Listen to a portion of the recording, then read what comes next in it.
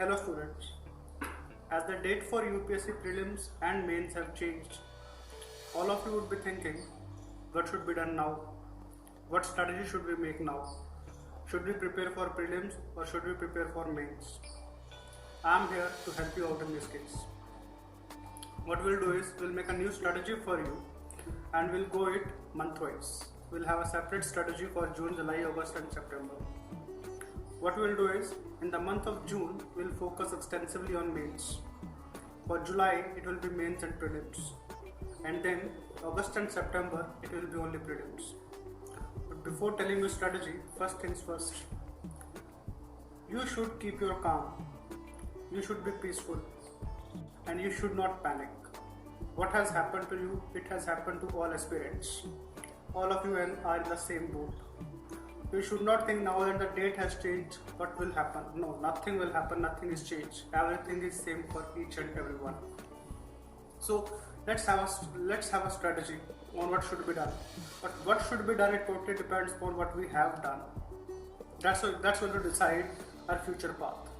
So if we talk about our preparation starting from January to May or say even June now, we have prepared extensively for prelims only because we thought prelims will be held. Earlier we thought 31st of May, then we thought probably in the month of June. But now, as it is in the month of October, we just cannot focus on prelims again for the next 3 months or say 4 months.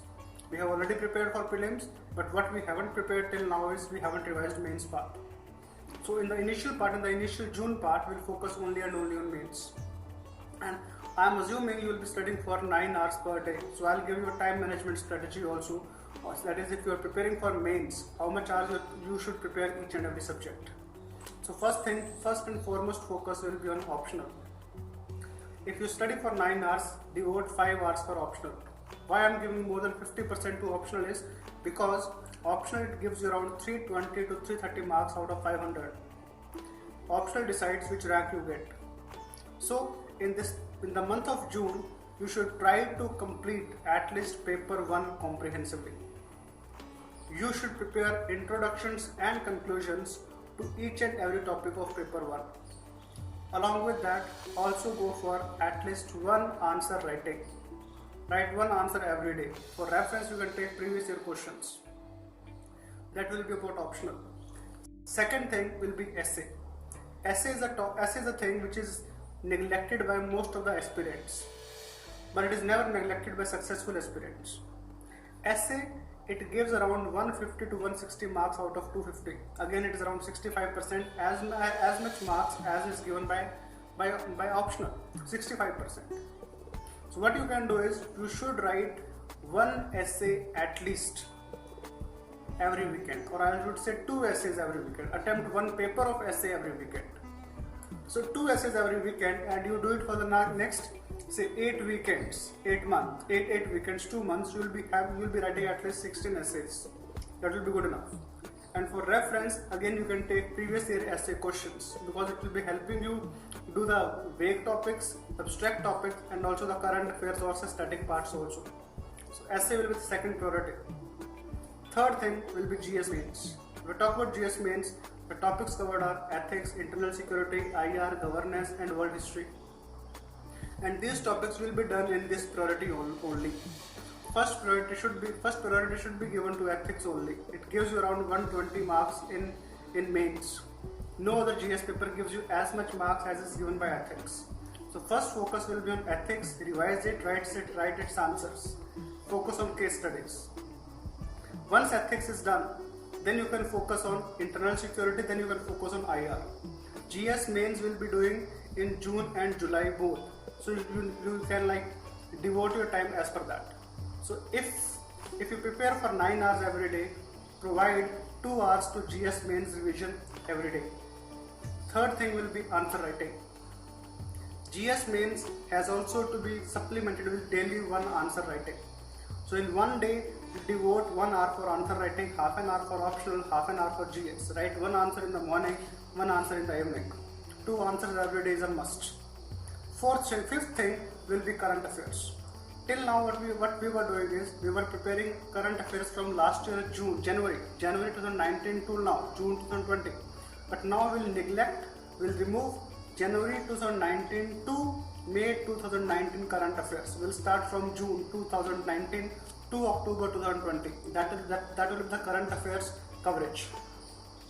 That you can do from monthly magazines. The previous months you can do from monthly magazines. Need to do 2 monthly magazines at least. You can refer for Vision IAS and Insights IAS. Both of them, their content is very good. Forget PT365. The content is very good, but now it's not relevant. Along with that, you need to read one paper every day, one newspaper every day. It can be either The Hindu or Indian Express. Need not read both. Need not read any economic-based newspaper. Not required. That will be current affairs. And this current affairs will be helping you in your mains as well as prelims part. So as well as your GS part will be also getting covered. And in one day, give 1 hour for current affairs. So in 9 hours, you are devoting 5 hours for optional, 2 hours for GS mains, 1 for answer writing, and 1 for current affairs. I hope that's good enough. Now, how can I contribute in this? What I am doing is, I will be making topic-specific series. So I will be making a banking series, I will be making an agriculture series, and I will be making short videos on them. 5-6 minutes videos will be there, which you can use for yourself. But this is for the people who will be appearing this year. What about people who will be appearing next year? What about the freshers? Now freshers, they need to understand one thing, that next year's calendar will not change. Next year prelims will be held in the month of June and mains will be held in the month of September. Things won't change. So you just cannot wait for the lockdown to get over and let the coaching institutes open up. It won't happen anytime soon. You'll have to chart your own path.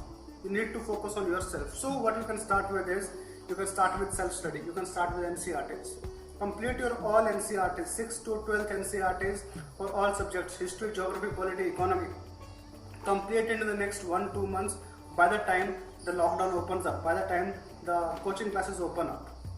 And along with that, what you can do is look the 2 technical subjects, economy and geography, which students find very difficult.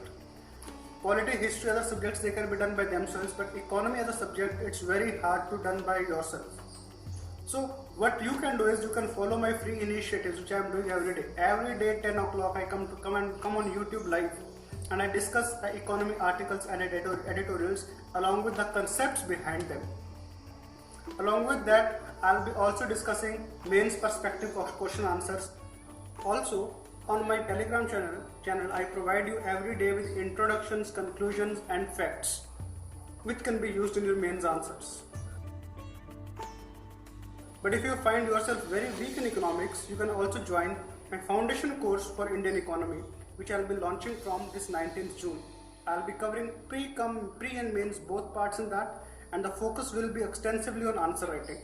I'll be teaching you the art of answer writing, the technique of answer writing, and believe me, if you understand answer writing for one subject, the same method will be followed for all subjects, for all GS subjects as well as for optional.